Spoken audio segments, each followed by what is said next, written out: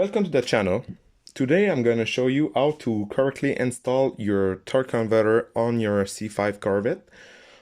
In my case, this is a 2000 tranny from a C5 Corvette. When you install a new transmission, it's to make sure that the torque converter is correctly installed. Why? It's because if you not push correctly the torque converter on the input shaft, this shaft, there's a pump there, and if you force the transmission to the torque tube because you have a gap, what's gonna happen is you're gonna broke the pump inside the transmission, and you're not gonna be able to build pressure to send it to your clutch pack in the transmission. So what's gonna happen concretely, you're gonna put it on drive and nothing happens. You are in neutral even if you are on drive, reverse, or anything. So to install it, I repeat, it's not for the 4L60E for a truck.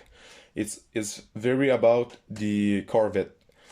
Because as you see, I have the small belt housing for a Corvette. A truck is way wider.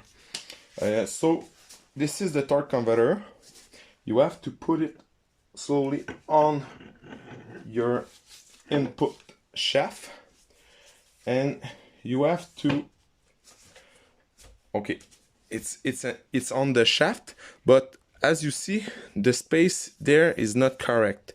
So by example, if you try to screw your transmission to the torque tube, you're gonna force the torque converter to the pump and break it. So first, my torque is on the shaft and I have to turn it slowly, and here you see the first clunk, and I have to push again. Oh, and this is the second clunk.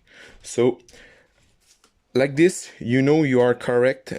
If you are interested, I'm gonna make a video on how to change this seal, because when the transmission get older, the seal can dry and you have some tranny fluid drips, and the only way to repair it is to remove the transmission. So if you have your transmission on your hand, take the time to change it, and I'm gonna show you how to change the output shaft seals. So this is it. Thanks for watching. I hope you appreciate.